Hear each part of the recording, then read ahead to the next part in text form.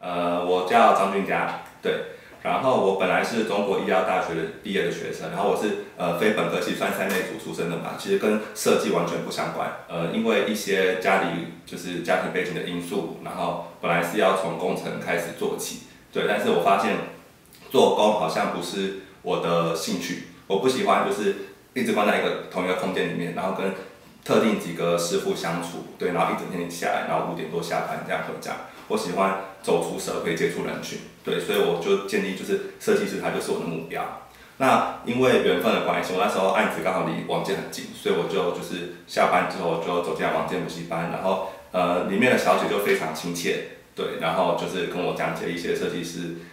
就是你要学设计啊，路上的一些就是要学的东西等等，对，然后我就是因为这样子，我就踏进王建补习班。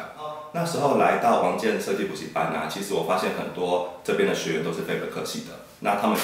就是间接的给我一个动力，觉得说，其实非本科系也可以做好设计师这一块，扮演好设计师这个角色。我常常就说，设计师需要有3个特点：第一个胆大，第2个心细，第3不要脸。对，那我就是那个很不要脸的那一个。对，我刚进王建补习班的时候啊，我差大概半年的时间内，我就印好我的名片，然后开始发名片。自称是设计师，对，然后不到1年我就接到案子了，然后再来就是我胆子大的部分，我什么都还不会的时候，我很有勇气去接下这个案子，对，然后我就很努力的把这个案子做完，然后因为做案子的当中我学了很多东西，对，然后就是你要很细心的去把它 handle 好每一个部分，对，然后就因为这样子就慢慢的做起来，然后运气很好的就是在隔年我就考上证照，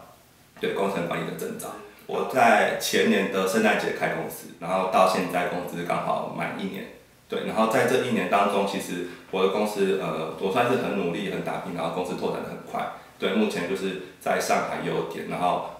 有接就是常州的案子啊，也有希望说往常州或是往台中去发展这样，我们大概1年左右就把就是我们的资本额全部拉回来，对，然后我们中间也有接到几个还不错的大案子，对。我觉得在里面的话，施工的部分吧，我觉得施工部分非常重要，尤其是工法、材料等等，你必须要先熟悉工法、熟悉材料，你才有办法去运用它，很灵活的去运用它。对，所以我觉得这部分非常重要。施工设计等等，其实在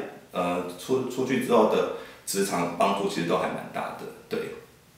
王建的老师很厉害，他虽然说他自己懂很多，但是他没有办法说在几个小时之内。对，然后把所有东西都全部倾诉给你听，你也没办法说一次全部吸收，所以你的态度这时候就非常的重要。你要懂得发现问题，然后解决问题嘛。你要懂得问，然后问老师的时候，你可以再从中就是吸取到一些别人还没有拿到的知识，这时候你就已经踏出就是别人还没有到达的那一步。对，我觉得这个非常的重要。我觉得就是王建这个补习班啊，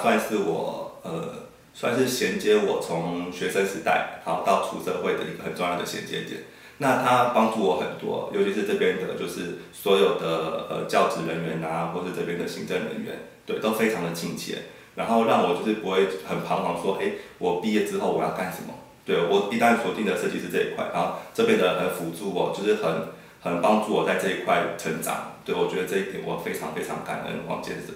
补习班，对。